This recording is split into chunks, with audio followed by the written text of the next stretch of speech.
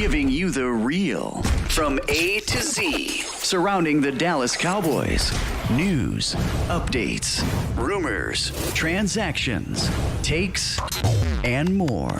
So strap up, Cowboys Nation, and start your day off with A to Z Sports.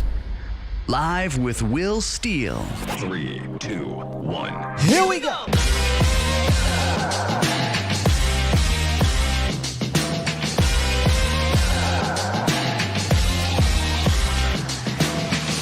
Good morning, good people. Welcome to A to Z Sports Live, presented by Boston Scientific. We're streaming live on YouTube and Facebook, and of course, I am your host, Will Skywalker Steele. Boom! Absolutely love the free agency primers, man. Coming up today, the prelude to today's primer was yesterday. We talked about linebackers for the Cowboys. So we'll talk about the linebacker market today. And I got one Catboy criteria, another one that's not really a Catboy criteria. He only fits the bill on one of those things, but I think he's the perfect fit. He's the perfect replacement for LVE. And then we have what, I kind of got talked into here. I like it, though. The Wildcat and Jerry portion of it here. We'll have one guy that we'll talk about that we briefly touched on yesterday. So we'll get into that. Should be a fun one. I know this isn't a, more realistic show when it comes to free agency because the Cowboys don't usually partake.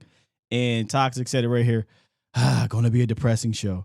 Well, I mean, look, man, free agency's here. I like to target some of the guys, some that we'll never have a chance at, some we should look into and have a chance at. But, Steven will be Steven.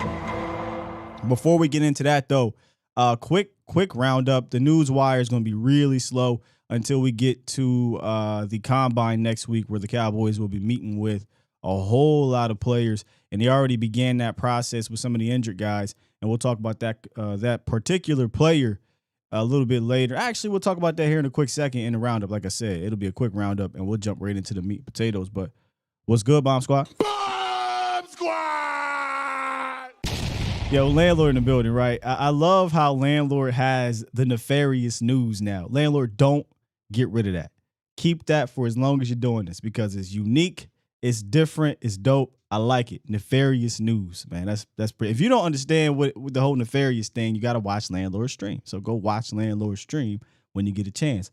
But what's good, Stephen White, Swain, James in the building, Captain America, Blue V1, my guy Landlord, Mark Smith in the building, Toxic Tom. Cheer up, Toxic. Cheer up, brother. I got you, man.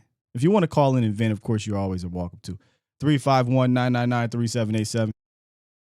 Who else we got in here? Jake the Great was good, Jake. Swain, Tiana. I saw Miss Sheila earlier. John Sullivan, how are you? Matish Katera, did I get that right? Iceberg Q.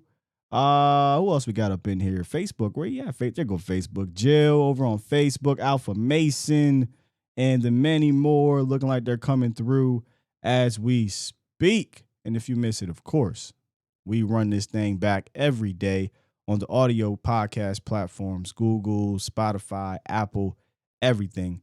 You can catch up and check it out there. Common Sense was goody. And D.A. Lee, what up? Look, I got 3 guys today. One of them I'm lukewarm on, but I would absolutely welcome it. Y'all know how I feel about this room. The other 2 I'm extremely high on, but there's one in particular. Y'all remember when Vach did the whole chair thing? If the Cowboys were to land this player, listen, I'm not going to let Stephen Jones off the hook, but I'd stop complaining about Stephen Jones for at least a year. Hold me to it if they were to land this player. If y'all want to know who I'm talking about, stick around for that after the roundup. Let's do it. It's time! It's time! It's time! It's time! It's time! It is time for... It's time for the morning roundup. Round 'em up, boys. Oh, they do it. Hey, oh, they do it. Hey, yo. So, like I said, it's not a lot really in the Cowboys wire, but this dropped yesterday, and when we're in this portion of the offseason, we kind of got to just run with what we have. And I'll just read a quote from Ryan Fowler. Tennessee quarterback Hendon Hooker has met extensively with the Raiders, Panthers, Giants, Saints, and Cowboys during the pre-draft process per source. The dual threat talent is expected to be healthy and ready for training camp after suffering a torn ACL in November. I love this, honestly. I'm all for a guy like Hooker to be a potential candidate for the Cowboys. He's a dual threat backup that could develop into more than that. I'm not saying this is a future backup. I'm just saying here he'd be a backup that could develop more to that, whether it be here in Dallas or whether it be for future trade capital. Right now, there's only one quarterback on the roster, Dak Prescott. So depth is absolutely needed, and I've always been an advocate for a backup that has some mobility, and definitely has been an advocate for a backup that kind of mirrors what your starter does. But I'm even more of an advocate of it being a guy that can develop into more if you're not going to go with the veteran at that spot. And the main reason why, there's two reasons. One, if your current quarterback doesn't work out, right, you got a developmental guy. We've seen that with a Mike McCarthy. He drafted Aaron Rodgers. Aaron Rodgers sat for 3 years, traded away Brett Favre. Boom. So Mike McCarthy is familiar with that specific thing.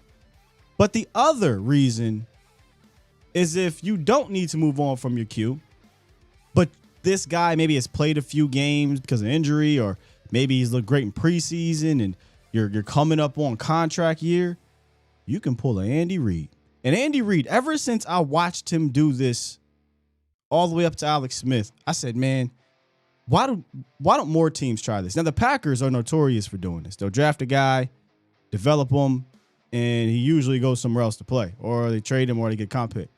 But I always use Andy Reid because I remember just being a Cowboy fan and watching him trade AJ Feely and get a second-round pick. Watching him trade Kevin Kolb and getting DRC in the second-round pick. Watching him trade a washed McNabb and getting a second and a fourth-round pick. And watching him trade Alex Smith and getting a third-round pick. That's how you do it. Now, you've got to be a quarterback whisperer, right? But I'm all in favor of bringing in one of those now, depending on where Hooker goes, but it looks like a day 2 at best type of guy because of the ACL injury, and there's some concerns. But day 2 quarterback, develop him, and if it doesn't work out for you because the guy in front of that guy is doing well enough, then you flip him. A little jealous that Andy's been able to do that for the other team. And they eventually got a quarterback that went on to win the Super Bowl for them. But it didn't work out right away. It came back to them and they won the Super Bowl. What I mean is that 4th-round pick turned into Nick Foles, and the rest is history. So I love this. I like Hooker the player. I love a dual-threat quarterback. Obviously, ACL is not great, but we're talking about 2023. I'm not necessarily too concerned about an ACL moving forward. I think that'll be fine. But he's in my opinion, he's a guy that needs to develop. I'm not trying to throw him into the fire right away, but I would love to have a developmental guy that can do some mobility type things behind your current quarterback. I've always been an advocate for that. And if it doesn't work out with Dak, you say you got 2 years, right, with Hendon Hooker. Now, year 3, he's kind of been able to learn behind a guy like Dak, who is going to take him under his wing. That's the type of leader that Dak is. And then, boom, you don't have to worry about that learning curve right away. I just think it makes sense. And it doesn't have to be Hendon Hooker, but someone along those lines. Someone along those lines. You said Kolb was a bad flip? Shit. Kevin Kolb was trash. Listen, bro, if you can get a 2nd-round pick and a starting Pro Bowl cornerback for Kevin Kolb, who was a bum. I don't care if he was a first overall pick and it washed out. He was an absolute bum. And Andy Reid ended up getting a starting corner and a second round pick for him. Give me that all day, brother. All day. Look, we already got callers on the line. Whoa, y'all ain't playing this morning. All right, here's what we do. If y'all want to talk about this specific situation, do that. We'll get to a couple calls, and then we'll turn the page to our free agency primer. 3, 2, 1, what it do? Hey, Sky, let me want to get back with me, okay? Oh, yep. I'll come back to you, brother. I'll come back to you. Let's get 469. Hey, what's up, Steele? What's up with you, man? Yeah, I love this news, and I even saw, past couple days, they were talking about Cowboys are intrigued with C.J. Stroud. Now, I like that route only if you're able to offload Dak to the Houston Texans because they have. Yeah, I'm gonna stop you right there. We're not bringing up no C.J. Stroud stuff here. That's clickbait. That's unrealistic stuff. We try to be a bit more real here. That's why I brought up the Hendon Hooker news. If you noticed, I've never brought up C.J. Stroud. I mean, you can be the sheep and fall for it if you want, but I'm trying to be more realistic here. And Hendon Hooker makes more sense. I mean, there is no C.J. Stroud news. What are we talking about? It's the Cowboys are intrigued with C.J. Stroud. Captain Obvious here. The entire National Football League is likely intrigued with C.J. Stroud. There's nothing there. But I digress. Go ahead, man. No, I'm with you on that. And my thing is I don't want to trade our whole draft just to get C.J. Stroud now. Which is why this is an unrealistic conversation, and I try to avoid that because, Well, yeah, but I like where we're going because I think, if you're going to try to find a guy to develop or possibly, take over Dak if he has another, bad performance in the playoffs, I think you do that, in the second to fourth round. I don't want I don't want them to do the Ben DiNucci route where we take a quarterback in the seventh round who has, on the verge of being benched in the XFL. Yeah, but I like it, and as far as for Dak, I think he's about to get Alex Smith with the Cowboys. I think they like him, but at the same time, I think they're trying to find, his replacement. That's interesting. What makes you believe that? Is that just in your heart you believe that, or are you hearing things, or are you reading any tea leaves? I'm not seeing that from them. I don't believe the Jones family. They're going to smile, in your face, say, oh, Dak's our quarterback for the next 10 years, because one thing with the Jones family is they always have, a plan B, or they have, a backup plan to fall on in case things don't work out. What history do you have for that, though? Let's see. Yeah. I mean, if you're talking about in Jimmy Johnson era, but what history do you have since, the last 25 years at the quarterback position at that, right? Like, they didn't have a plan at quarterback almost ever, because they fell into an undrafted guy. Then they drafted a fourth-round guy that they had no expectations to do what he's done. I mean, he's exceeded all expectations in Dallas, but a lot of fans don't really care. They really haven't had a plan at the receiver position. They've often had to play catch up there. So, what recent history do you have that they have a backup plan at the most important position in sports? Well, I could say with Jalen Smith, that year before he got cut, they were saying, oh, no, Jalen's, we like him, this and that. And then the next year he gets cut. And that's what I'm saying. You can never believe them if they're with the Zeke thing. We love his warrior mentality, this and that. I think Zeke's getting cut this offseason if he doesn't take a tremendous pay cut where he's taking the league minimum. But that's with the Hendon Hooker. Those are two positions. But I thought you were talking about the quarterback position. But nonetheless, okay. Yeah, but I just don't. I think Jerry was pissed after that playoff game. I mean, you saw, Micah Parsons kind of taking a shot at Dak a little bit with what'd he say? if we don't throw those 2 picks. He's talking about he was talking about the 2 interceptions Dak threw. And then Dak took a shot at himself. He said, "Yeah, if I don't throw those interceptions, I think we win the game." Yeah. Yeah. The only thing with Hendon Hooker though that I don't like is he's 25 years old, so you're gonna have to fast track him. If you see something there, you'd hope by 26, 27, he could become that future starter if you see something. If you're able to, if Dak doesn't, because I think this is a make or break deal for Dak this year, or make or break year for Dak this year. But we'll see what happens. I like that we're getting aggressive though, as far as trying to find the quarterback position. Because you can't be satisfied with that playoff performance with Dak. I like the Tampa Bay obviously, but he had a good game. But we should have won that 49ers game. There's no reason you should look like the 7th round rookie, and the 7th round rookie looked like the veteran in that game. Yeah. So that one game is just you can't get over that one, huh? Look at his record against good teams or winning teams or playoff teams. It's not that good. Actually, it's actually pretty. He beat 500 teams. I mean, he dominates the division. His record against 500 teams is like top 6, I think, in the NFL. Actually, so might even be top 5. Yeah, but what about against winning teams? It's not that good. That's what I just said. I just said his record against whatever you want to call it, winning teams, playoff teams, is actually somewhere around like top 5 in his career.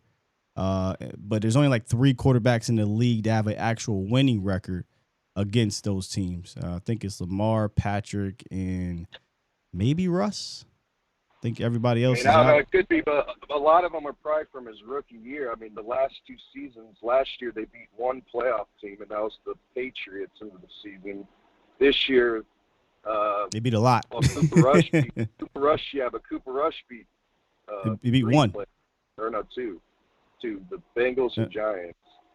Oh yeah, Giants did go to the playoffs. Yeah. Dak lost to the Jaguars. Dak lost to. I mean, he quite literally won a playoff game for the first time on the road in 30 years. Like quite literally. But the Tampa Bay Buccaneers were not the team who they were a couple of years ago. Neither are the Giants weren't a good team either. See. They won a playoff game. Are the Giants? Do you believe the Giants are better than the Buccaneers, sir? Last year or this year they were better. Oh, they're on the rise, honestly. So you're just crediting winning a game against the Tampa Bay Buccaneers, a playoff team, on the road, which Cowboys haven't done, but you're crediting a Week 3 victory against the Giants, one of the most overrated teams in the National Football League. They get a quarterback there. But listen, this is the analogy I'll use, and then I'll let you go. Cooper Rush is that sober, designated driver. He's going to stop at every red light. What are you about to do here, sir? I know he's going to get you home. Dak is the designated driver who's had a couple drinks. I'm good. I'm fine. I can get you home. He's driving and he runs a stop sign. He runs that light, and then before you know it, you got the red, white, and blue lights behind you, and you're done. Wait, so are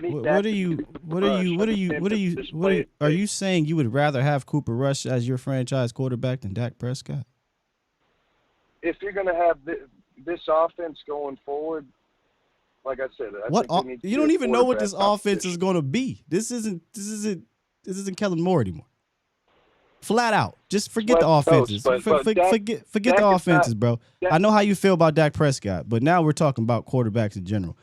Are you telling me because you're pissed off about the San Fran game? I get it, bro. There's a lot of people like you. They're over Dak Prescott. Now, just try to remove your anger of not liking the quarterback, and let's talk football here. You're telling me you would rather have Cooper Rush than Dak Prescott? Yes, if you're gonna hand off the ball 25 times a game, all right, you need to see that formula for Dak as well. Fair enough, sir. Dak to start it. Fair win enough. record. I just needed to hear that clearly. That way, let's just do this. Let's just have this. Let's just do this right now because I enjoy you calling in. Right? Let's never talk about quarterbacks ever again. Okay? Because I want to respect. It sounds like you watch football a lot, and I want to hear your thoughts on other things in regards to football. But I don't want to hear your thoughts on quarterback play ever again. Is that fair? Because I don't think we're ever going to be able to have a quality conversation. Because there's words I want to say right now that I don't want to be disrespectful to you. But that is an asinine statement right there, and we'll leave it at that. Fair enough? Hey, we'll see next year. Yeah, well, sure. We sure. Hopefully. Time, baby. Yeah. Oh. Oh boy. Wow. Yeah. Wow.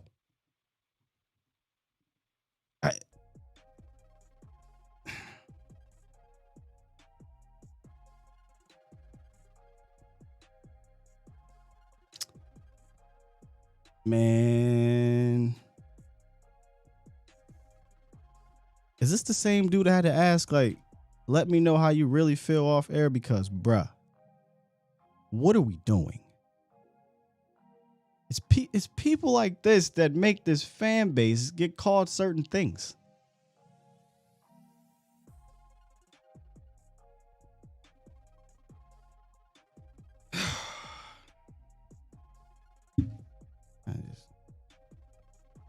I don't even know what else to say. Like, I'm really trying to give my guy a chance to call in and talk football, but when you are okay, so then now when does crack now? So the cocaine's happening. When does that crack come into play for you? Take one more, then we're gonna get to the free agency thing. I'm just dumbfounded by this. Who this? Hey man, it's Colby. What's up, Colby? Tennessee.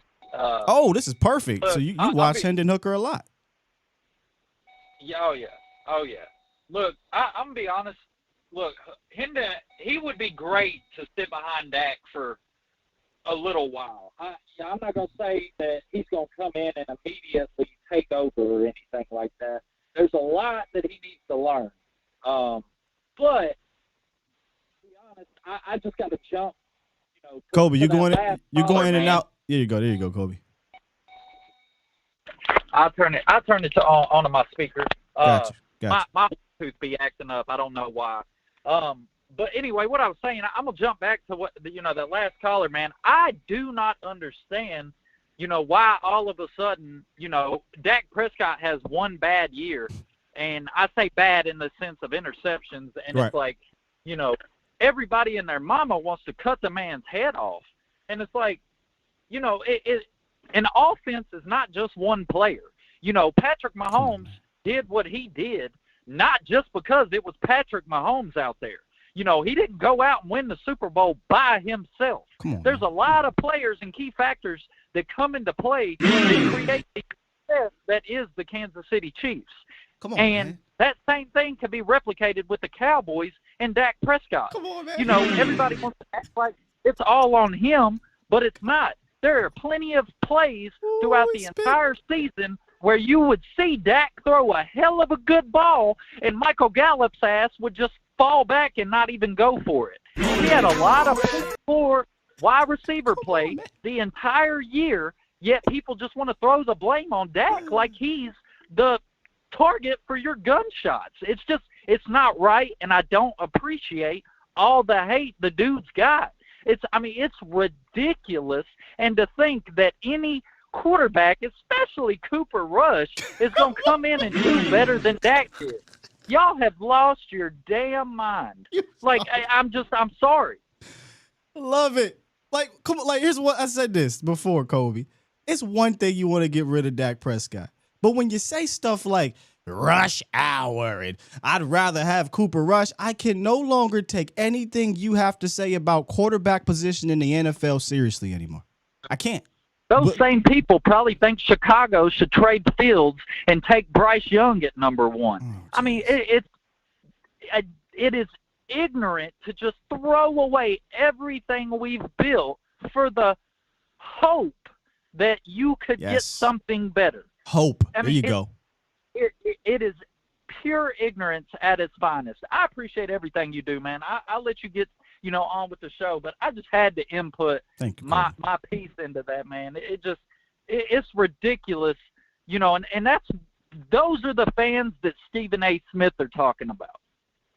Yeah, 100%. Like it's those type 100%. Of fans that give other type of fans, certain section of Cowboy fans, a bad look, and I'm gonna leave it at that. Thank you, Kobe. Appreciate the call, brother. You have a good one. Go Cowboys. Yes, sir. And here's the thing for those who are listening that hate the quarterback. Don't be afraid to come in and say it. Don't be afraid to disagree. That's not where I'm at with it. The thing that pissed me off there was your blatant hate for the guy, your blatant dislike, your blatant frustration, whatever you want to call it, led you to say one of the most asinine things you could possibly say. I've lost respect for you to talk about that position. That's all. I ain't got 10 other positions and other things to talk about for the Cowboys that maybe I will respect. But when it comes to that, no, sir. Because, boy, I'm trying to tell y'all, if you say some stuff like Cooper Rush, you want Cooper over Dak, bro.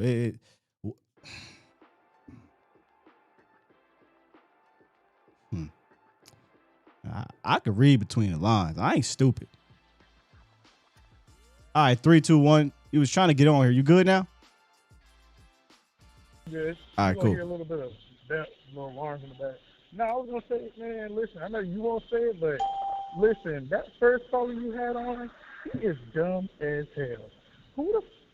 Let me excuse my language, but who the fudge would take a Cooper Rush over Dak Prescott? Not one single NFL general manager would do that. Not one. Literally like saying you would take who? Let me see. That's like saying you would take that's like saying you would take Joe Flacco over Peyton Manning. That's literally that's the difference between the two of those two quarterbacks. Cooper Rush is not going to lead you to a top offense. Peyton Manning will. And the thing about Joe Flacco was we knew he was up and down in his career, and he should have. Yes, he won his ring, but it wasn't just him. It was a whole collective team that won. He got hot at the right time.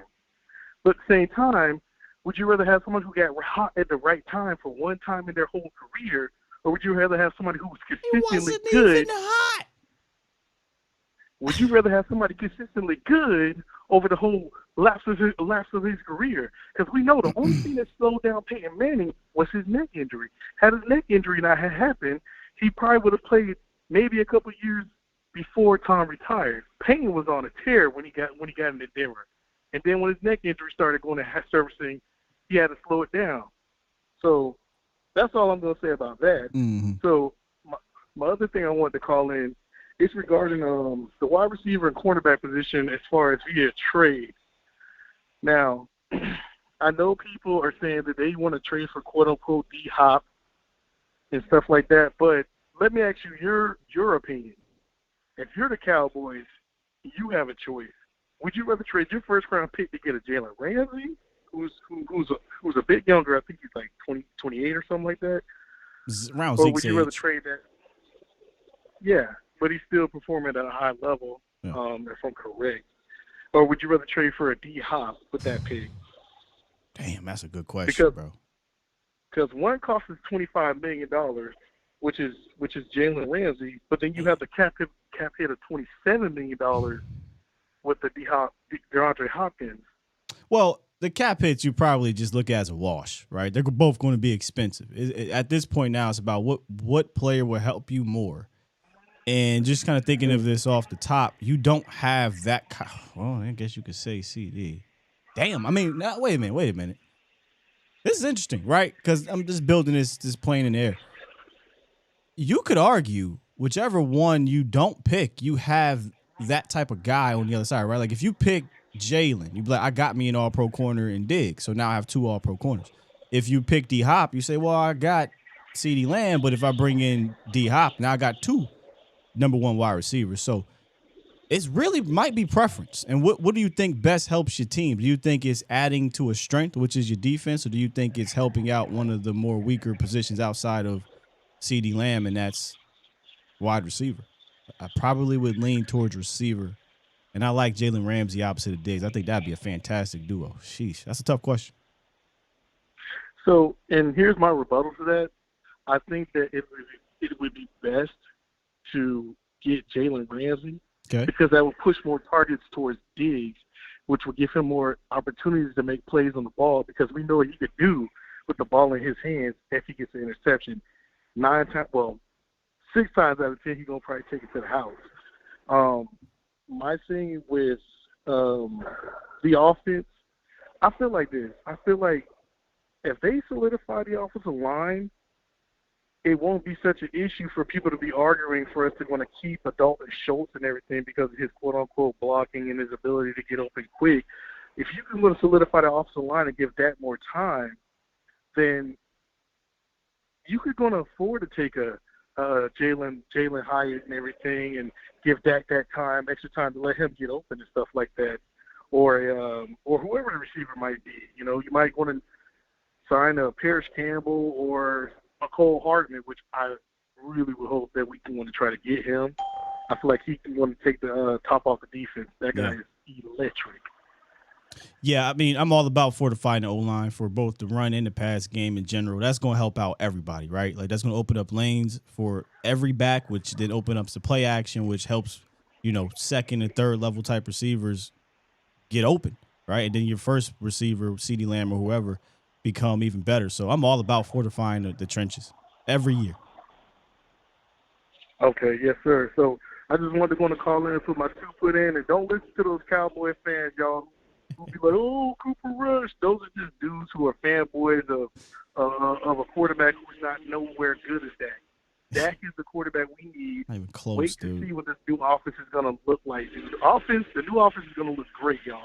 So just be patient and just let it work its kinks out. We're good. Yeah, man. I appreciate the call, brother. All right, brother. I think we're having like a sped up version of what happened with Tony, right? Like when Tony retired, all of a sudden, and God, I love Tony. It was like greatest quarterback ever. Absolutely can make no mistakes. We completely forget all context when it came to Tony Romo. And this is coming from a guy that almost got in fisticuffs for Tony Romo. But it's like, damn, I love Tony, but what was y'all watching? You know? And I feel like that's happening with Coop. Like, this is what sucks. We should be celebrating Coop having held it down enough to keep the Cowboys afloat to get into the playoffs, right? But instead, we're saying a guy, if we really want to break it down, who led one of the worst offenses in the National Football League. I mean, quite literally, one of the worst in the National Football League. During a time where the defense was quite literally on a historic pace. The defense never matched that. Not even in the playoffs, y'all. And I get it, they didn't score a lot of points.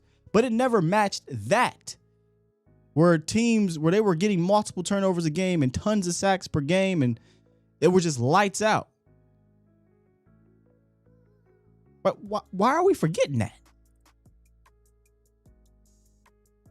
That's what I was thinking about that when he said, you know, he got hot for a moment. I don't even consider that hot. I wouldn't even call that hot. He was lukewarm. You know, we just all context gets thrown out the window because we're upset. And bro, listen, if we're gonna be upset, let's find a better solution than that. Oh boy. Oh boy. All right, look, let's take a quick little break. And we got to talk about the line. That's what today's about, the free agency linebackers. But boy, what a opening call. Let's talk about Boston Scientific, though. For many of our Cowboy fans, I mean, for many men, 39 million that may possibly be suffering from ED. Boston Scientific created edcure.org to help you find your best cure. To get started, head on over to edcure.org, take the quiz. Learn your severity or risk of ED, and if you have a condition that puts you at a higher risk, you'll find customized content The fastest way to find your cure is to contact an ED specialist in your area. You can browse a list on edcure.org. Brought to you by Boston Scientific. You're listening to A to Z Sports. Do it live! At some point, hoping to broadcast In front of the millions of Cowboys fans to bring you the real. But for now, strap up and here's your host, Skywalker Steele. I'm Luke Skywalker. I'm here to rescue you. We'll do it live. Hey, L. What do we need, man? And you know what's funny? I don't even want to celebrate it with certain fans. Yep.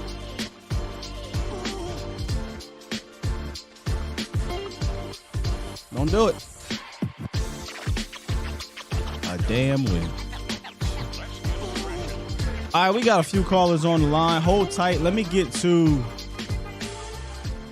my first linebacker in our free agency primer, which y'all should be very, very, very, very, very familiar with.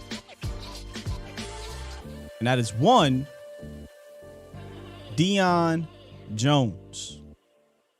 Look, yesterday when we talked about the linebacker room, we talked about the lack of depth that it had. And this is even if you bring back a LVE, I mean, you're still in a situation where you got to figure out your depth. But if you don't bring back an LVE, these next three guys I think can help fill LVE, and I got one that's a perfect spot. But Dion is the obvious fit, right? Because you're talking about a guy who was drafted by Dan Quinn. Talking about a guy who already got paid. Has some. So we're talking about Cowboy criteria stuff, right? Like, he's a guy that kind of was dealing with some injuries throughout his career. I don't think he's going to be that expensive because he already got paid. And he fits the mold of that being familiar with the staff already, with Dan Quinn. Now, last year he got traded to Cleveland where they were dealing with a lot of injuries at the linebacker position. And he finished with 44 tackles, 2.5 sacks, 6 tackles for loss, had a forced fumble. I think he had an interception, a bunch of pass breakups. And he brings that athletic mantra. It was Dion Jones that, to me, started the Dan Quinn criteria. When Dan Quinn got hired, I was like, hey, man, this is the mold he's kind of looking for. And Dion was the poster child for that. A sub-230 guy, athletic, fast, can do a lot of things. And a playmaker, right? Let's not get it twisted. Throughout his career, Dion has been a playmaker. He has 12 interceptions, 5 touchdowns, 11 sacks at the linebacker position. So he's a guy that's going to make plays. And a lot of the times what I would say last year is that I think we lowered our bar. This is why I think a lot of people are like, man, LVE was amazing last year. I think what happened was we had to lower our bar. We did not have playmaking ability at the linebacker position. Right? So we're like, all right, look, just do your job at this point. But I kept saying, but can you make plays? And splash plays, whether it be tackles for loss, whether it be interceptions, sacks, tips that create turnovers, forced fumbles. Wasn't a lot of that going on at the linebacker position. Dion Jones has done that throughout his career. And clearly, he would be reuniting with Dan Quinn. And we talk about, if you want to say Dion Jones needs a resurgence, I don't know that he needs a career resurgence. But if you want to talk about a guy that can do that for you, I think Dan is one of those defensive coordinators I take my chances with. Now, the reunions haven't been great for the Cowboys and Dan Quinn, right? Like KZ didn't go great. Keanu Neal didn't go great. Sheffield got brought in, never saw the field. Tack McKinley got brought in, never saw the field. So Dan Quinn has reunited with former players, but I guess the best guy has been KZ. But I think Dion Jones would be better than, not would be, is better than all of those guys if he were to reunite with Dan Quinn. So, and I just don't think he's going to cost a lot. Now, as we get to some of these other names on this list, and there's really only another name, they're not quite Catboy criteria, but just hold tight. Just hold tight. Dion Jones, how are we feeling about a Dion Jones potential signing? Oh, yeah, there we go. Another one. Fowler. I didn't even Think about that. Fowler decent, yeah. So it'll probably be. I go Fowler first. KZ, Neal, obviously attacking Sheffield, but nothing was ever lights out. But it was like, yeah, another one. See, so a whole lot of reunions, right? A whole lot of did he? Yeah. Dante was with Dan, right? Yeah. So this one makes sense. Dion Jones makes sense. And we know that Dan Quinn has a history and a little bit of juice in there to bring back guys that he's worked with. So I like this one. I know Fowler was with him in Florida for sure. It's an upgrade over LV, not by much. Oh, but I got one that is. Coach wants Levante David. I don't even consider him on here. He's 33 years old. That is a super short-term fix. Dion is also short-term, but potential to be a little bit longer than that. Levante Davis, you're looking at a 1-year deal, and I'm just tired of going through the, you know what I mean? I kind of want to get some people in here that can solidify that position, and these next two dudes will be able to solidify that. If you strike out and you don't bring back an LVE, you're looking for another veteran on a 1-year deal, then yeah, David, but he's closer to retiring than a guy that I want to count on for multiple seasons. You know what I mean? DJ brought up Devin Bush, another guy that obviously I looked at when I do my list. I write him down, but I'm more so looking for a guy that I could plug in the middle and it can take over those quarterback duties, right? Devin is young, Tyrone. Former first-round pick, kind of faded in Pittsburgh, but the potential's there, right? Yeah, that is long in the tooth for David, for sure. Reggie likes Dion. It's an upgrade at middle linebacker. Big Sarge, I'm good with Dion on a low-end contract. Yeah, this is why I think Dion would fit the cheap aspect. Now, I say cheap, it ain't going to probably be $2 million cheap, but you never know.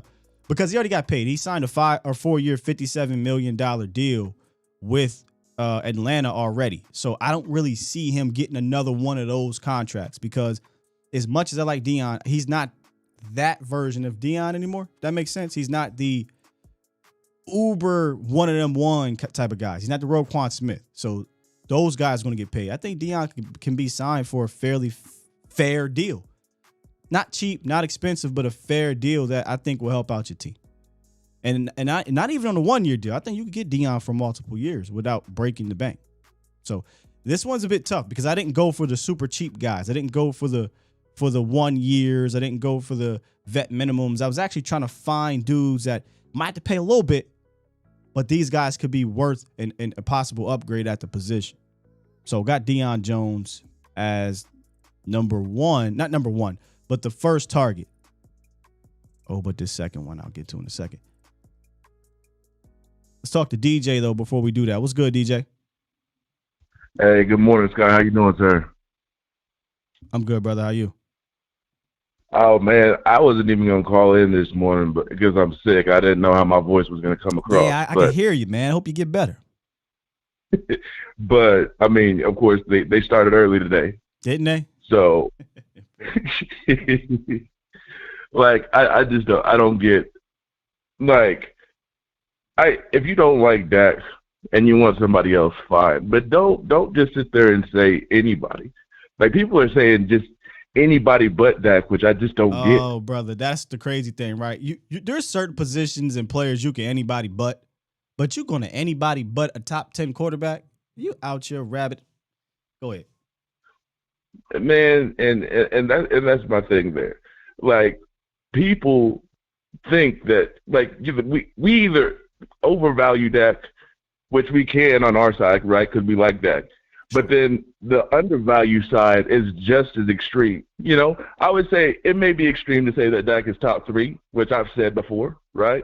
But it's also extreme to say, like, hey, there's 20 other guys better than Dak. Give me anybody. Bring in Max Duggan. He'll be better than Dak. Like, that's crazy to me. That's insane.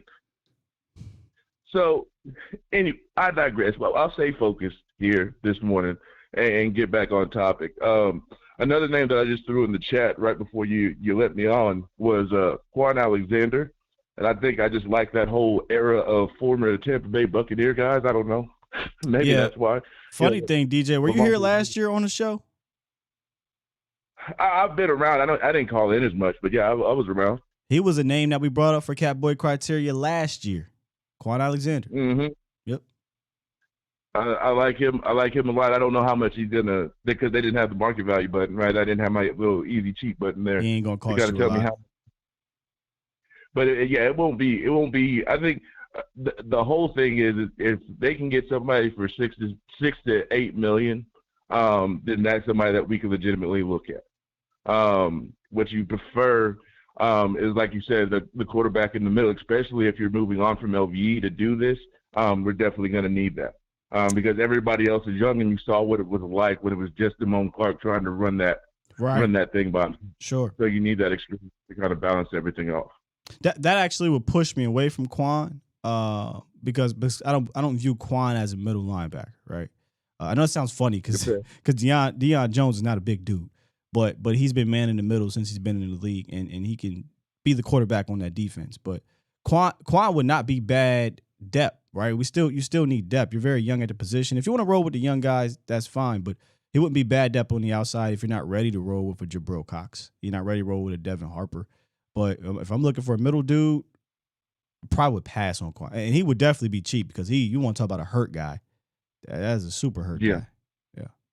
For sure. Last thing, and I'll get off, is just it's surprising how difficult it is to kind of find that middle guy, right?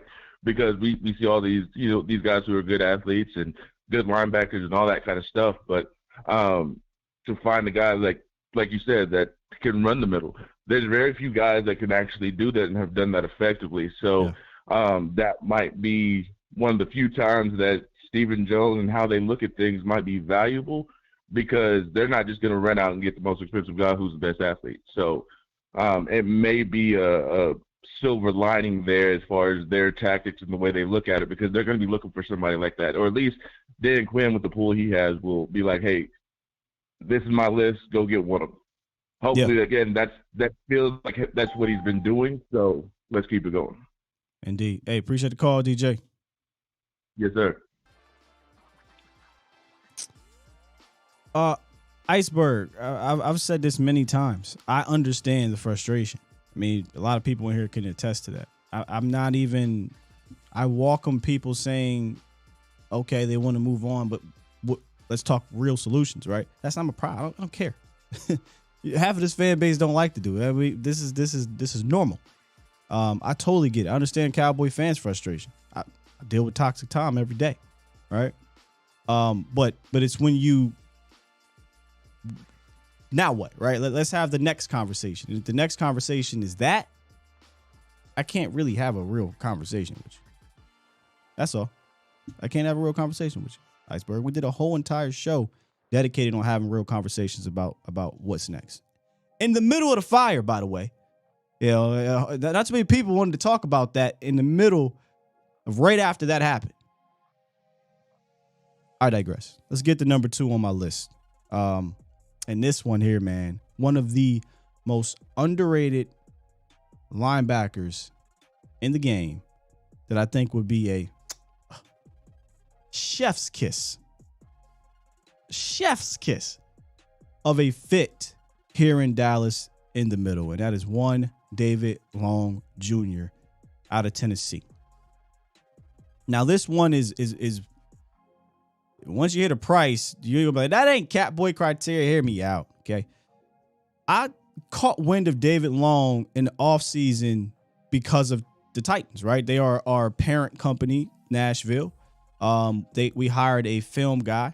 I reached out to our film guy. I followed him and stuff, and I saw him posting clips of this linebacker, and I'm like, yo, who's this dude? Oh, okay, plays for Titans.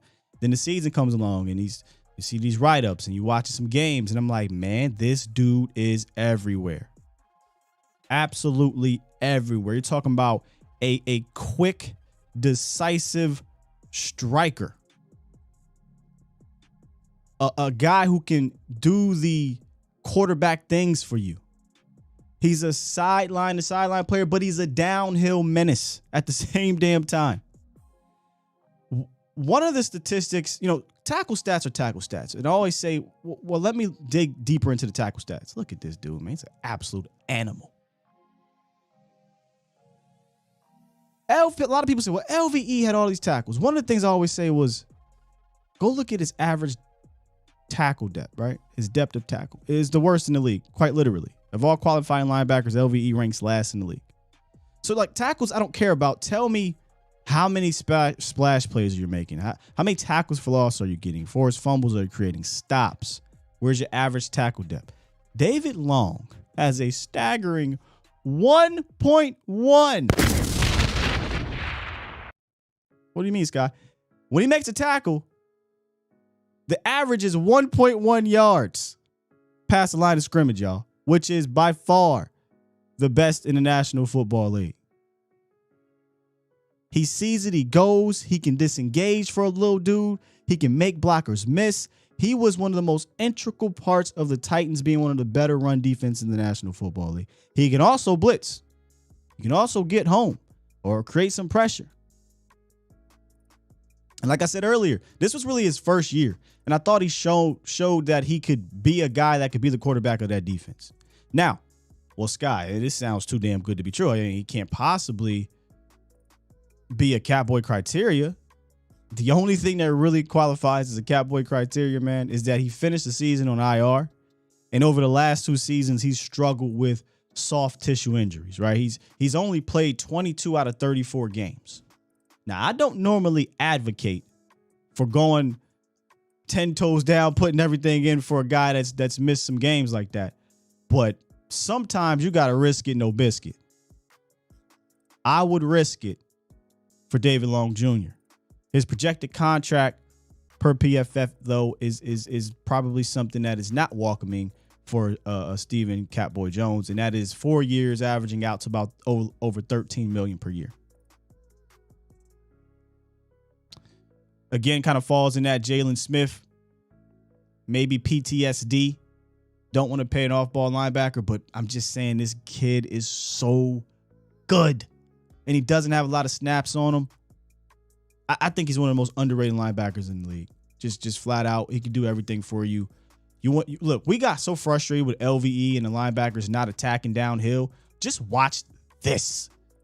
Could you imagine this in the middle of your defense? And it allows you to say, okay, Micah, tee off at defense. If they want to put Micah Parsons at defense end, my whole thing has always been, then get me a guy that allows you to do that down in, down out, or allows you to use Micah, move him around. Maybe you put Micah now as kind of that Leo off the ball, on the ball, move him around. If you want to put him at will, whatever you want to do with him, but allow him to be the move around guy and let a guy like David Long just man the middle. Dude's a beast, man. So my apologies, Cowboys Nation. You're usually in free agency. There's a couple guys I get attached to that are unrealistic, and he may be one of those guys. But the one thing that makes him slightly realistic is that he's a hurt guy. And maybe the hurt guy drives his price down, and maybe Steven looks at that and says, well, what if I can get him, when I say cheap, it ain't gonna be cheap, but what if I can get him for a quality deal because he's hurt? It's my hope. That's my holdout, right? As a guy like David Long, his price goes down because he was injured.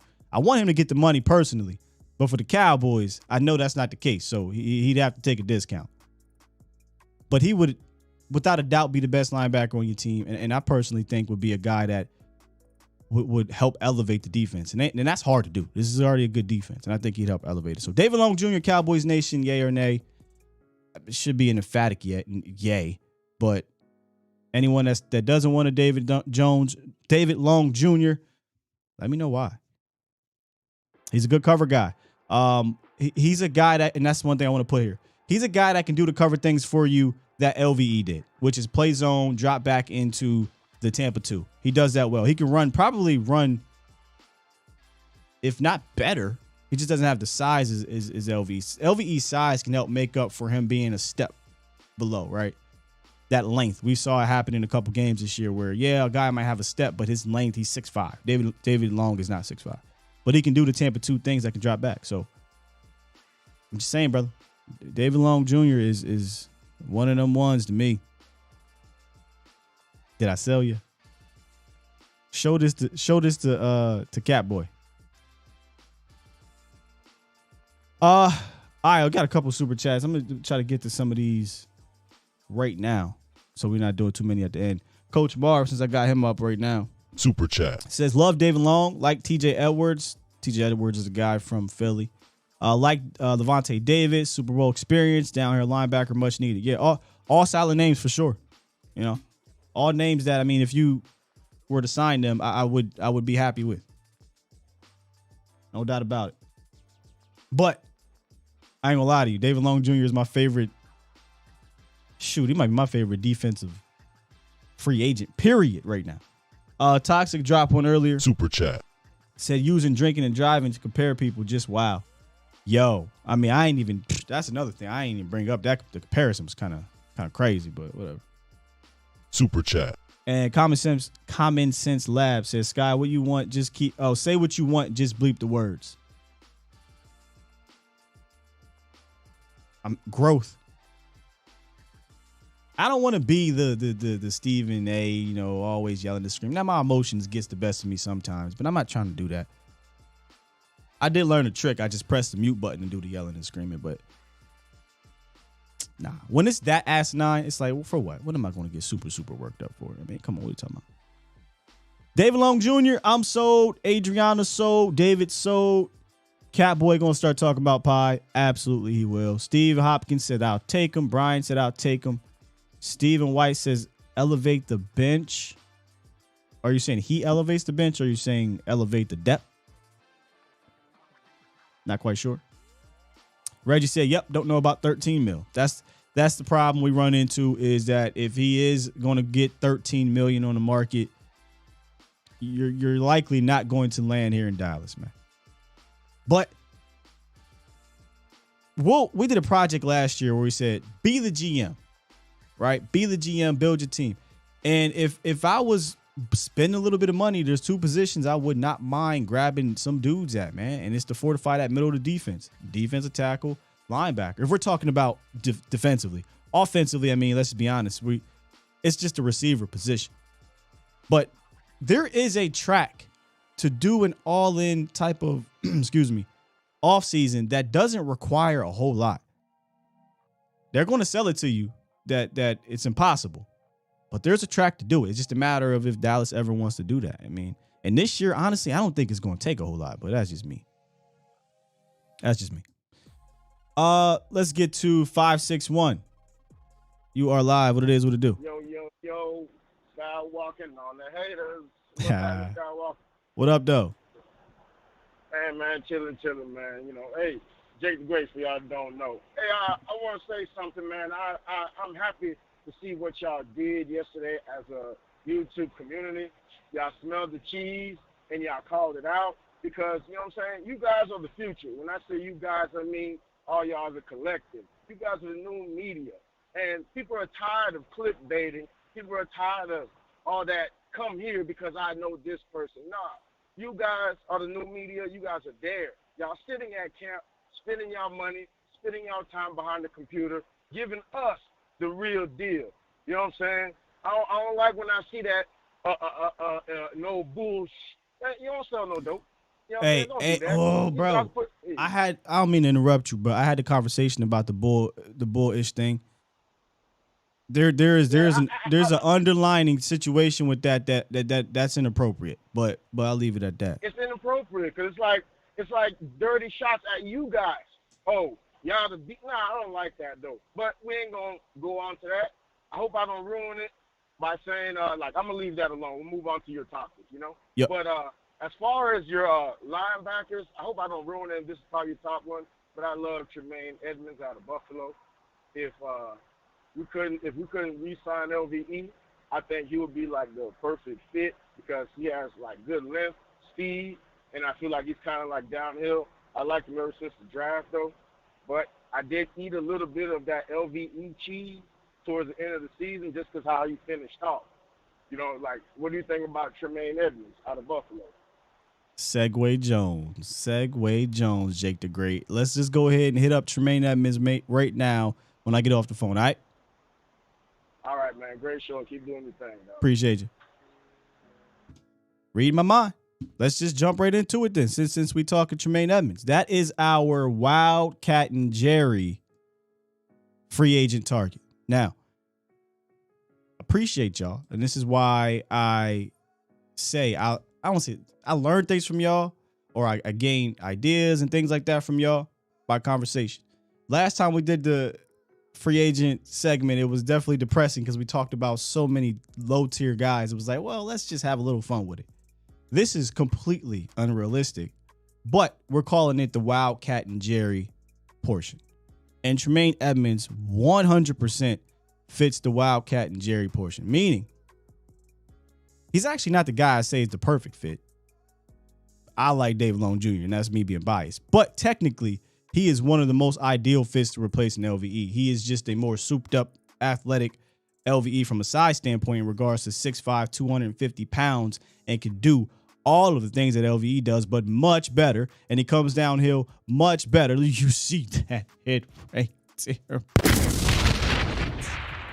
I think he can cover much better. I think he does everything just much better.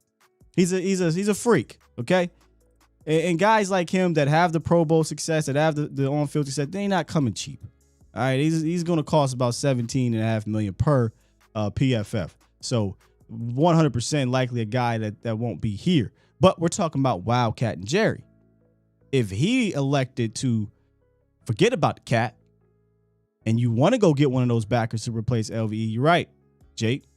He's a guy that is an extreme ideal fit. And again, bring up tackles. What do they do beyond the tackles, right? And what about the splash plays? He's got over 30 career tackles for loss. In comparison, mind you, these guys, LVE and Tremaine Edmonds, were one pick apart.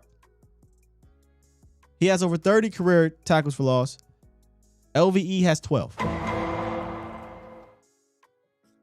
12. His career high is 4.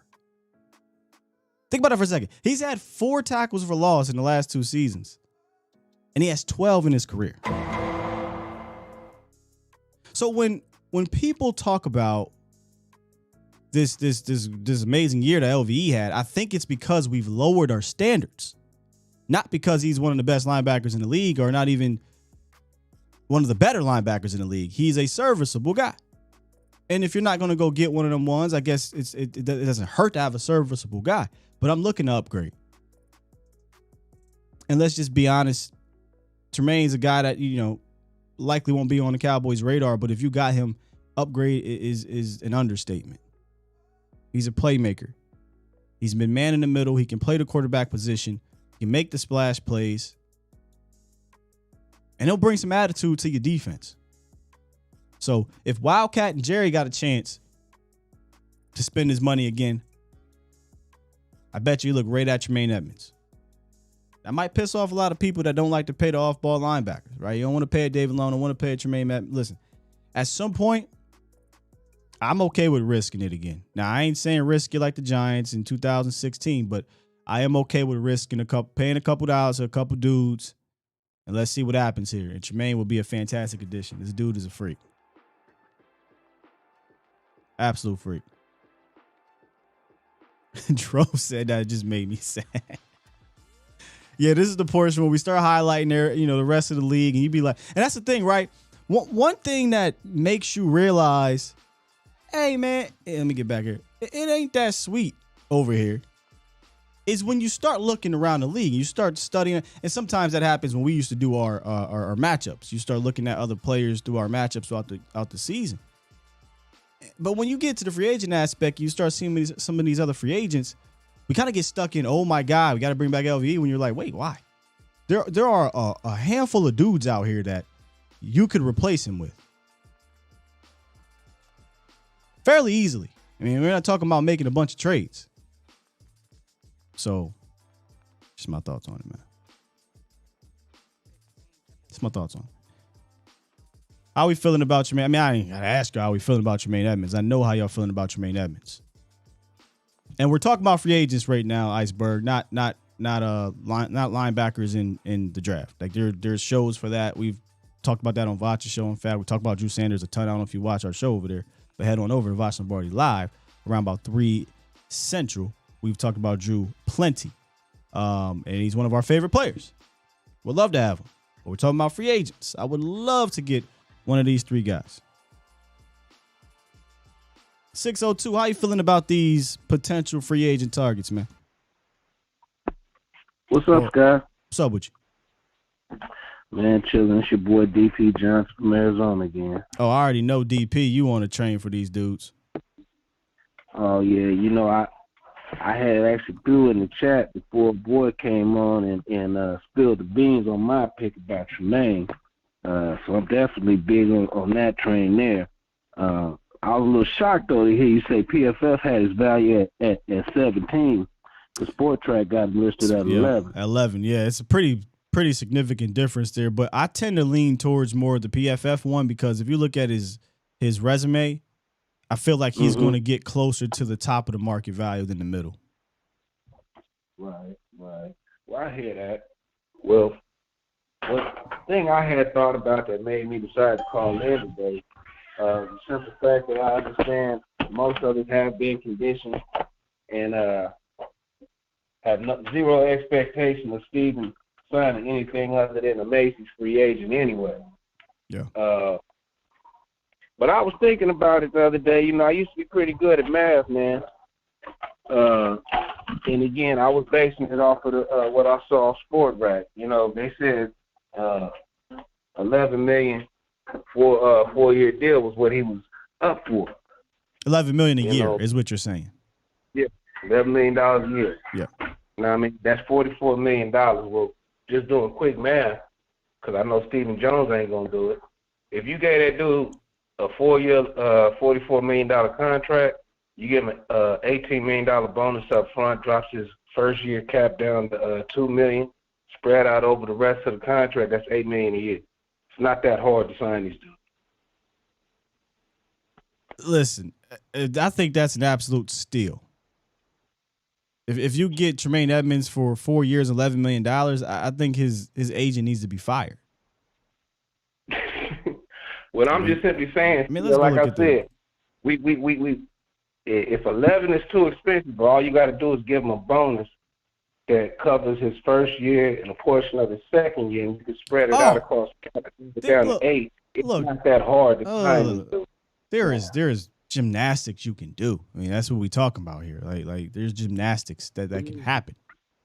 But Steven would have to want to do it.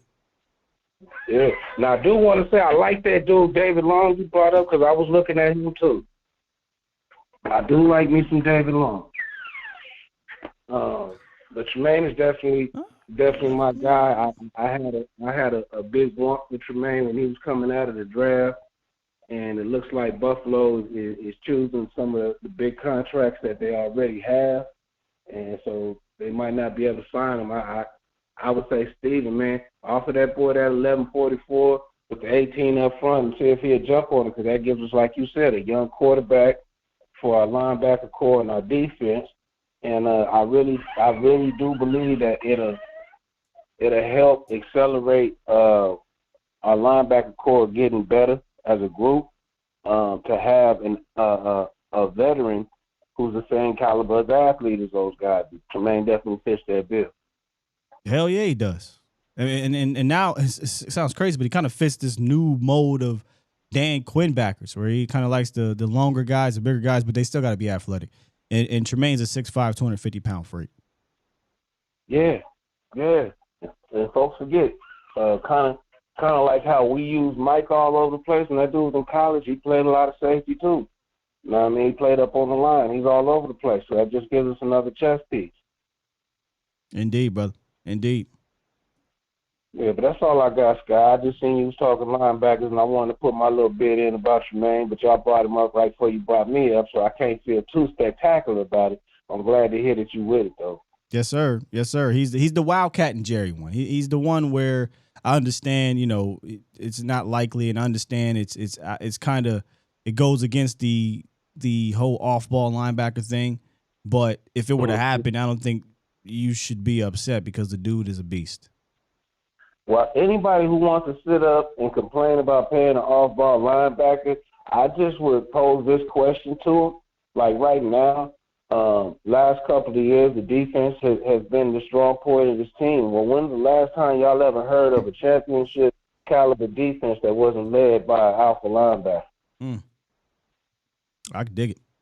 If you're a playmaker, to me, listen, you can pull the trigger. If it's just a run-in-the-mill dude, nah. But if you're a playmaker, you're a playmaker. That was the conversation I had about Micah, and that was before the whole pass rusher thing. People was getting upset because he's an off-ball linebacker. I said, no, he's a playmaker. Yep. Right. Well, here's the thing, Scott. The whole big thing since we in the offseason, everybody talking contracts. Well, the Cowboys have definitely been messing up in the last few years, if you ask me, is with these franchise tags and all this. When you franchise tag somebody, you freeze a portion of your salary cap that you can't stretch and manipulate anymore. And while you're sitting on that tag, that player, if they just produce even similarly to the previous season, all you've done now, you already inflated their value by putting that tag on them. Now you just raised their floor for the next round of negotiations. If you like the player, if the player is somebody that you want to be able to plan around and build around, just sign him. Well, negotiations aren't ever that simple. The tag should, in my opinion, should be used as a placeholder, not a thing that you allow the guy to go all the way through the season for.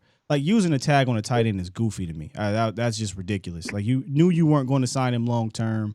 I would have rather used that money elsewhere. But in regards to some other players, if you're going to tag somebody, use it as, okay, you have to tag them, because if you don't tag them, they hit free agency. So tag them, now you have them under control, and you have till July to work out a contract. That's how it should be used. It shouldn't be used to play on for the whole entire season, in my opinion. It should be used to make sure you guys come to a long-term extension. But what I was getting to about the Sky is that when I see teams like us who use the franchise tag every year for like 5-6 years in a row, what that to me says that your front office is experimenting instead of planning what they're going to do with the roster. They really haven't thought all the way through. They got one or two guys they're looking at, and the rest of you guys will deal with you when it's time. They ain't experimenting. These dudes is just trying to get out on these contracts. That's what they trying to do. And you know, they're experimenting here. I can back that, guys. Jason Garrett was an experiment. Season by committee was an experiment. I'm talking about no. You said the franchise tag. I don't know what the franchise tag has to do with the experimenting. I think they're experimenting with the roster. All they're doing is, instead of making a plan and actually trying to develop and do something, they're saying, "Well, let's just try this." I disagree. I don't think tagging has anything to do with that. I think they're tagging because they want to try to get the best possible outcome on their contract, where most teams are not tagging dudes six years in a row, whatever it is. They're just doing what you said. This is a guy that's a part of our future. We're going to sign him to a long-term deal, and that's the end of it. Where Stephen Jones is tagging them because we don't want to pay them top of the market value, so we're going to use all these months to try to get them to come down to our negotiation portion of the negotiation, our side of it, where these other teams are for the most part just signing their guys. But I don't know any other team that's used a tag as many times as Dallas has in the last 5-6 years. Well, what I mean is when you having to tag somebody, like you said, for 5-6 years in a row, and a lot of these guys you're tagging are guys that you're leaning on. You're tagging your quarterback. You're tagging your defensive leaders. You know, that to me says that you're not really thinking past just one season at a time. They like to say that they think in multiple seasons down the road. Well, if you was, then you would probably have some other things in mind other than having to tag somebody every year. That's my point. We're not properly managing the roster. That will go against everything that Steven talks about, which is looking beyond 1 year. They absolutely love to talk about 4 or 5 years down the line because of pie. You can sit up and say, I'm looking down the road all day long, but you're constantly having to franchise tag your team leaders. You don't even have a listen. I'm just telling you what they said. I mean, he always talks about that's a problem we have with this team, is that they are constantly looking down the road too much, where we are saying, yo, just go for it now. Well, to me, again, it just sounds like a word circus. They're talking about looking long term, but they're showing that they're not even looking short term. Again, if they were looking long term, you would think that there ought to be plans in place to where they didn't have to keep flapping these tags on people, and they wouldn't have to keep raising these players' floors up to the point where they're paying top of the market for guys who are quite honestly probably. Man, they clearly are not looking short term. There's no doubt about that. I mean, yeah, they even say that, but they also show us with their actions they are not looking short term. That's clear. Yeah. But I'm gonna go ahead and get off here, Scott, because I'm running out of subjects to bring up. I do want to say I think Harper is going to surprise some folks if he can get out of camp healthy this year. That dude's got some pop, man. It's a video. I forget which one of y'all posted it during training camp last year of one of the guards pulling, and he hit that dude with one shoulder and then went and made the tackle. Now, I mean, it was a beautiful play. I'd love to be able to see some more of that on Sundays. Indeed, man. Appreciate you. Yeah, Harper, I thought Harper popped that in preseason, but then the whole ankle hurt, ain't it? That's what it felt like to me. He was saying his ankle hurt. We get one more call, Tony from Tampa, here in a second. But I was looking at the linebacker contracts. The $11 million would be about mid market for the top-ish linebackers, be Zach Cunningham. The 17 would be the top 5. That'd be C.J. Mosley, then Fred, Shaq Leonard, I guess he changed his name, and then Roquan Smith, who just signed a monster deal over there in Baltimore.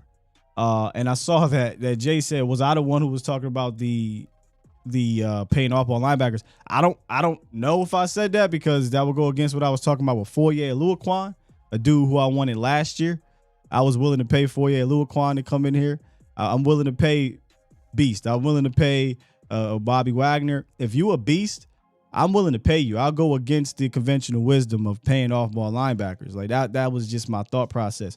But I understand the line of thinking. Maybe that's where we're at with it, where people don't want to pay off ball linebackers. They don't want to draft running backs in the first round. They don't, you know what I mean? Don't want to pay running backs in general. There are obviously certain situations where that's an exception. But for me, if I wanted it for you. So if I think you a baller, if I think you a playmaker, I'll pay you. Now am I going to, Aaron Donald you? Nah, you got to be Aaron Donald. But I'll pay you, man. I just want to get better. I want a guy that's going to come in here and help me get better. And when you're paying that kind of bread, hopefully you want to get better for longer than the season, right? I want to get better for a good chunk of that contract when you're here. And if you look at some of the contracts, some people may have some buyer's remorse, others not. Like Shaq, we'll see what Roquan, Fred, Foye just got his. The other Shaq, there's a handful of them that is fine. Then you got guys like Devontae David, who's about to be a free agent. A couple other dudes are Bobby Wagner signed that deal, so he's up there, but he's only actually averaging $10 million. So Devondre Campbell had an all-pro season. Yeah, man. All right, let's get to Tony from Tampa. Send us out. What's good, Tony? What's good, man? What's up with you? Ain't nothing, man. 80 degrees, enjoying the breeze, But, like yeah, man. Hey, look, man. If potatoes was tomatoes, we'd be making some spaghetti, man. You know what I'm saying? Ain't nobody. Listen, man. Please, y'all don't get y'all hopes up high like that, man. Because everybody talking about getting stuff for the cheap.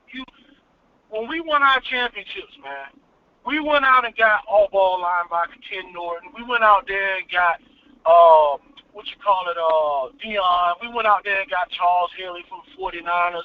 We went out there and made splashes, man. But somehow they forgot that free agency is the way, to go. Instead of, you drafting, you developing, you trying to hit on this player, hoping that he hit. But you got players out there like you talking about, like, you'll pay him. That's the attitude we need to have, to get a player that can plug in and you already know what he about. You know what I'm saying? But we got away from that. You know what I'm saying? When we won championships, we went out and got them players, man. Dion won't cheat. Everybody, I heard Tom Downey, I was listening to the Cowboy report. He talking about cheat. Everything come out of his mouth. Oh, we don't want to pay. Oh, we don't. Well, you don't want to win a championship. It all boils down to that. Look what everybody did. The Eagles, everybody, the Rams before that. They went out and got the players to put them over the top. You see what I'm saying? We got the blueprint. We won 3 titles with the blueprint. You know what I'm saying? So, I mean, come on. The only problem, Tony, with the blueprint, like the premise is correct, right? Like Dallas was an aggressive franchise. The problem is Dallas never figured out how to replicate that in the salary cap era, right? Like you got to move a little bit different, but that's cool. And then you just got to figure out how to move differently. And they never really were able to do that. And that's the problem. Other teams are running laps around you doing that. And then there's a certain section of the fan base that is content with being able to just kind of be in that middle where Jerry loves to be, right? And always saying, oh, well, we're right there. No, we're never going to be more than just that if they don't figure it out. And I think there are many ways to skin a cat. I talk about it all the time. And the league is showing you how they're just stubborn in their ways of not trying to do it the other way that these teams are. Flat out. The blueprint is now changed. It's not the same blueprint as to 1992. But it ain't too far off in regards to being aggressive. You just got to have balls to do it and not be afraid to fail. They're scared to fail, and it's crazy because no matter how bad they're going to be, Dallas is still going to make all this damn money. They're still going to be popular. They're still going to put them on TV. When you're afraid to fail, you will never reach greatness, bro. That's why I ain't holding my breath, man. I ain't holding my breath on none of these. They should have been signed. At least Odell, you should be fine for the next year. Oh, they're going to spin that block. You know, they don't want to pay. No, they're going to spin that block. Yeah, Tony, they're going to spin that block for sure. I hope so. Because, man, you know, if everybody talking about, you know, Dak is elite and all this, you know, okay. Me personally, I ain't no Dak hater, but I don't feel like he worth $45 million. But at the market, I understand the market. I understand. I ain't crazy. But at the same time, if you got to give him weapons, you got to give him help. You know what I'm saying? Right. So if y'all going to give him help, you know what I mean, give him help. You know what I mean? Don't wonder, is this player going to work out or is this, no, this too much money. I'm trying to get him for a hometown discount. You know what I'm saying? Like, come on, if you're going to spend the money, spend the money. Get rid of the players that ain't doing nothing. You know what I'm saying? They've been there for years. Noah Brown. Come on, man. Everybody keep talking about keep Noah Brown and keep man, what has Noah Brown done in all these years he's been there? He's been a career fifth receiver. Yeah, I would love to hear that. I would love to know why he just kept coming back. Man, that's what I'm talking about. I was saying that before with the favoritism. I ain't gonna keep it long, but with the favoritism, you know what I'm saying? They keep players that they know that you know. If you're a football, you know football. You know, some of these people, you know, they nosebleed. They ain't never played football before in their life. But, you know, football, you put the best players on the field. You get the best players to help you win championships. You see what I'm saying? And come on, man, it's no excuse. It's no excuse. You know what I mean? Zeke taking snaps. Yeah, I mean, come on, man. I mean, come on, y'all. Tony's. I love my champions. I've been there since Tony Dorsett, man. You know what I'm saying? We won the championships. I was in high school. You know what I'm saying? I was in high school when we won them championships. You know what I'm saying? I was in high school. Come on. That's all I got, man. I feel you, bro. Appreciate you, Tony. I'm just frustrated. I'm frustrated, man. Look, we all are, bro. We all are. That's the sentiment, man. That's the sentiment around Cowboys Nation, man. It's frustration, you know. And what we try to do is we try to figure out a way to move forward and build a team that we can go out there and get it done with. I was waiting for the first person to say something. Sky was already on Social Security when Dallas won in the set. I knew it was coming. I thought I saw a Noah Brown. Damn, it keep moving. Oh, okay. You said Noah Brown was willing to play for cheap because he's Zeke and Dak's buddy. Him and Zeke go to Ohio State. I mean, willing to play for cheap might be the wrong choice of words, Jay. Who was paying Noah Brown more than when he was getting paid in Dallas? Right? Now he's got more tape to maybe go get some more money on the open market if that's the case, but I don't think it's enough tape for me to pay Noah Brown more than the veteran minimum. You're not that guy, pal. You're not that guy. There's a conversation to be had when you really look at, had we been able to make it to the next round without Tony, oh my goodness. You was really going to roll out there with Zeke as lead back, Noah Brown as wide receiver 2, and hope for the best. I mean, I don't got to list the other guys below Noah Brown in them. And you just hope for the best. That'd have been interesting. That'd have been real interesting, man. But all right, good stuff today. Great prelude yesterday talking about the linebacker position, and then to talk about this linebacker free agency market. Tomorrow we'll get back to our review of the season at a particular position, and I think we'll focus on defense again. I think we did every position on offense. I mean, quarterback is only not really much to go there, only 2 dudes. But I think we'll do the safety room tomorrow. We'll talk safeties, which is going to be a fun one because there's a lot of young guys in there we like, potential future guys, possibly move on from a certain veteran guy. It'll be a good conversation to have, and then maybe we'll look at some free agent guys, which the Cowboys have signed guys over the last couple years in free agency. So take a look at that tomorrow. Make sure y'all stop by the Voch Lombardi live show over on the Volume. Shout out to my bro in the building today. We'll be talking Cowboys. It's Cowboy Day, so we'll be talking Cowboys. It's really Cowboy Day every day, but we'll be focusing on the Cowboys today, and then tomorrow will be the draft again. All right? Y'all still going, huh? And just can't stop. Did I miss any super chats? Y'all heathens. One came in. Shout out to Miss Sheila. 16 months, member. DJ. Oh, yeah, I did miss a couple. My bad, y'all. Super chat. DJ dropped one and said the Joneses be lying. Jerry said he was willing to pay whatever.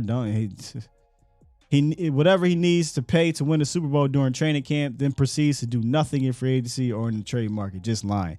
That's because Stephen Jones is the money man. Let me see if I still got it here. Nope. But we got this. Here comes the money. Here we go. Money talk. Here comes the money.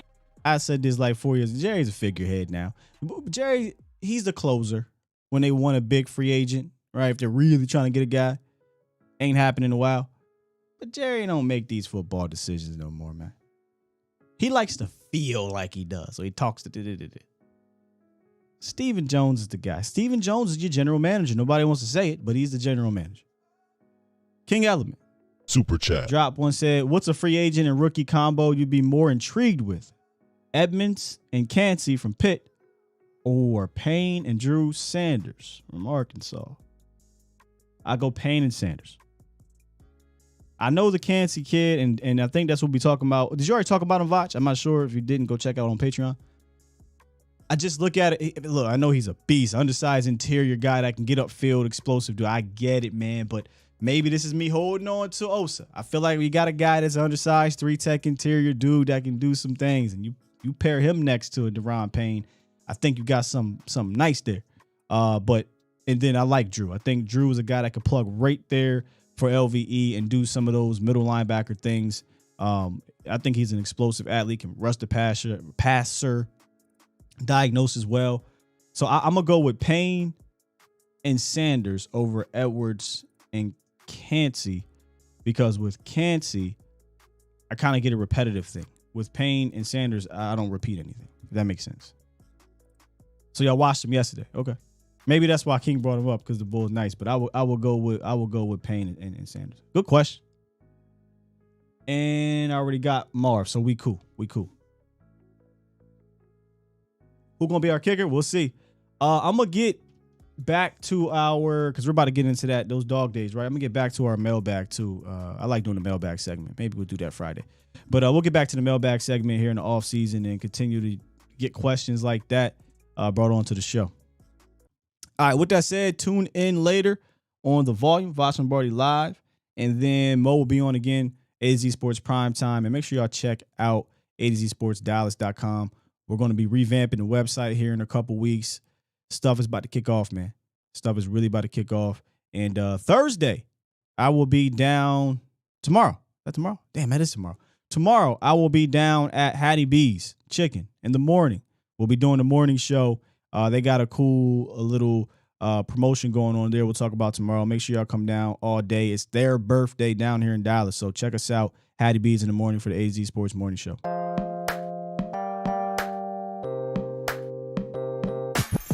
Good point. Jay said if Jerry is Vince McMahon, he'll sell the team. Yeah, Vince look like he's selling WWE. He'll sell it to the Saudis. Man, look. Anybody but Jerry? Is that where we at? Anybody but Jerry. Be out of here. Peace.